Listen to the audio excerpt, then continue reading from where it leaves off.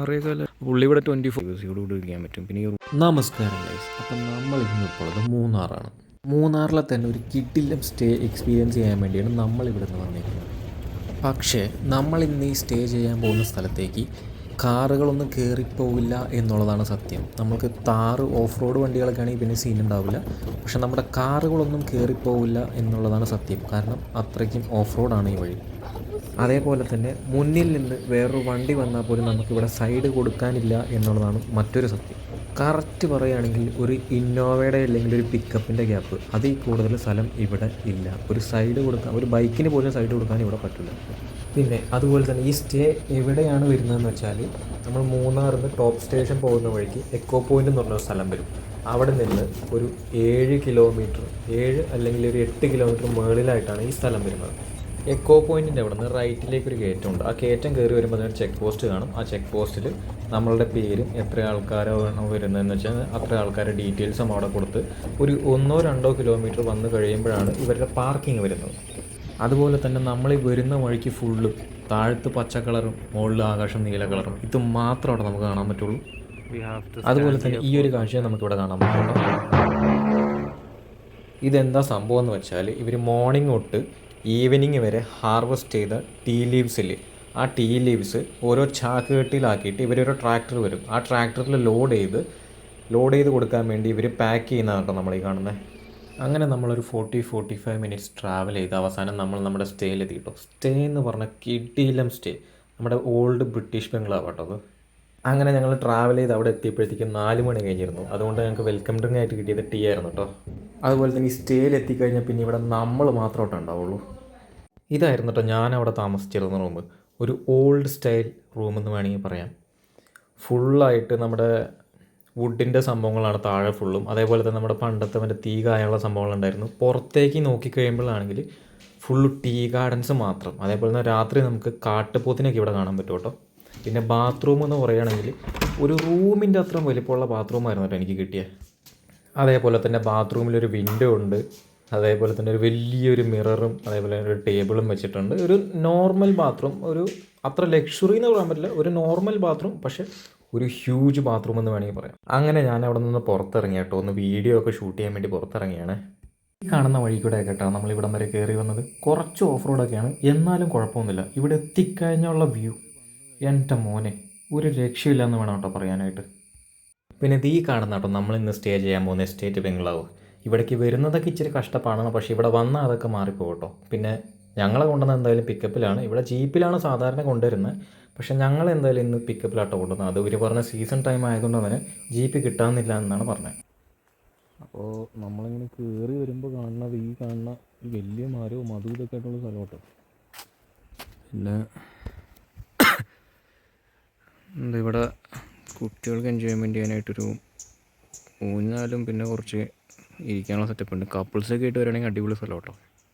കപ്പിൾസായിട്ട് വരികയാണെങ്കിൽ അവർക്ക് നല്ല പ്രൈവസിയോട് കൂടി ഇരിക്കാൻ പറ്റും. പിന്നെ ഈ റൂമിന് വരുന്നത് ഒരു റൂമിന് ഒരു 6,000 ആ റേഞ്ചാണ് വരുന്നത്. ഈ ഫുൾ കോട്ടേജൊക്കെ ആയിട്ട് എടുക്കുകയാണെങ്കിൽ ഒരു 12,000, 15,000, 20,000 ആ റേഞ്ചിൽ നമുക്ക് ഈ ഫുൾ കോട്ടേജ് കിട്ടും. ഇന്ന് ഈ സമയങ്ങളിലൊക്കെ ഇവിടെ സീസൺ ടൈമാണ്. അതുകൊണ്ടാണ് ഞങ്ങൾ ഈ പിക്കപ്പിൽ കൊണ്ടുവന്നതെന്ന് പറഞ്ഞത്. അല്ലെങ്കിൽ ഇവർ നോർമലി ജീപ്പിലേക്കാണ് കൊണ്ടുവരാറ്. ഇപ്പോൾ ജീപ്പ് കിട്ടാത്തതുകൊണ്ടാണ് ഞങ്ങൾ ഈ പിക്കപ്പിൽ കൊണ്ടുവന്നത് കേട്ടോ. അല്ലെങ്കിൽ ജീപ്പിലാണ് ഇവർ കൊണ്ടുവരുന്നത്. ഇതാട്ടെ കോട്ടേജിന് മുമ്പിൽ നിന്ന് കിട്ടുന്നൊരു വ്യൂ, അടിപൊളി വ്യൂ ആണ്. മസ്റ്റായിട്ട് ഒരിക്കലെങ്കിലും വരണം കേട്ടോ ഈ പ്ലേസിലേക്ക്. അത്രയ്ക്ക് അടിപൊളി പ്ലേസാണ്. നമ്മൾ ഈ കോട്ടേജ് ചുറ്റും കുറേ ബോഗൻവില്ല അതേപോലത്തെ റോസും അങ്ങനത്തെ കുറേ ഫ്ലവേഴ്സൊക്കെ വെച്ച് അടിപൊളിയാക്കിയിട്ടുണ്ട് കേട്ടോ. പിന്നെ ചുമയാണ്, അതുകൊണ്ടാണ് ഇടയ്ക്ക് ഇങ്ങനെ തുമ്മിക്കൊണ്ടിരിക്കണം. ചുമയും ചെറിയ പനിയൊക്കെ ആയിരുന്നു. ഇവിടെ കയറി വന്നപ്പോഴത്തേക്കും പനിയും ചുമയൊക്കെ പിടിച്ചായിരുന്നു. അതിൻ്റെയൊക്കെയാണ് ചെറിയ ചുമയും അതൊക്കെ. പിന്നെ ഇവിടെ ഒരു വലിയൊരു മരം കാണാം, പക്ഷെ അത് എന്തിൻ്റെ മരമാണെന്നൊന്നൊരു പിടിയില്ല. അറിയാവുന്നൊരു കമൻറ്റ് ചെയ്യണേ. ഇവിടെ വരുവാണെങ്കിൽ നമുക്കൊരു 6:30, 6:45, 6:30, 6:32 റേഞ്ചൊക്കെ ആകുമ്പോഴത്തേക്കും നമുക്കൊരു സൺസെറ്റ് കിട്ടും. ഇപ്പോൾ അവിടെ സൺസെറ്റാണ്, പക്ഷേ കുറച്ച് ക്ലൗഡി ആയതുകൊണ്ട് തന്നെ സൺസെറ്റ് വിസിബിൾ ആവുമെന്ന് അറിയാൻ പാടില്ല. ഇതാണ് ഫുൾ കോട്ടേജ്.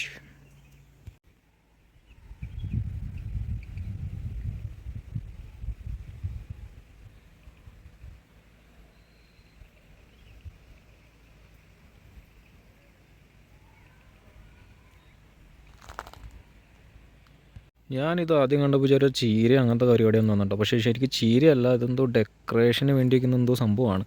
പക്ഷെ ഞാൻ വിചാരിച്ചു ആദ്യം കണ്ടപ്പോൾ ഇത് ചീര അങ്ങനത്തെ വല്ല സെറ്റപ്പ് ആയിരിക്കുന്നു, പക്ഷേ ചീരയൊന്നുമല്ല കേട്ടോ. പിന്നെ അതേപോലെ തന്നെ നമ്മളിവിടെ വരുമ്പോൾ നമുക്കൊരു കെയർ ടേക്കറും കൂടെ ഉണ്ടാകും. പുള്ളിയാണ് നമുക്ക് ബ്രേക്ക്ഫാസ്റ്റും ലഞ്ചും ഡിന്നറും അങ്ങനത്തെ കാര്യങ്ങളൊക്കെ അറേഞ്ച് ചെയ്ത് തരുന്നത്.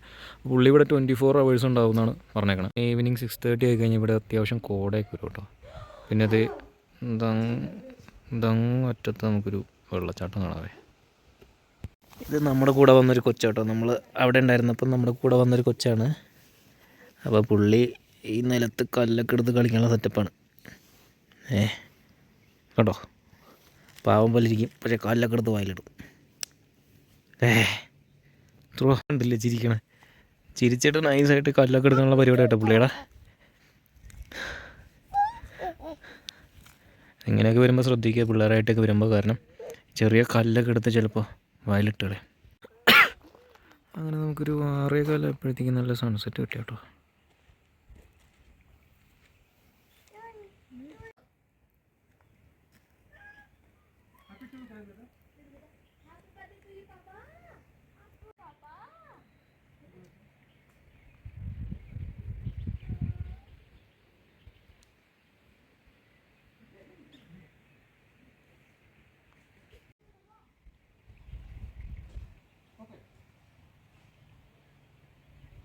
ഇത് കേരളത്തിലുള്ളതിലും ഏറ്റവും പഴക്കമുള്ളൊരു ബിൽഡിംഗ് കേട്ടോ. ഏതാണ്ട് 94 ഇയേഴ്സ് ഓൾഡാണ്. 1931 ബിൽഡ് ചെയ്തൊരു ബിൽഡിംഗ് കേട്ടോ. Full and fully made by stone.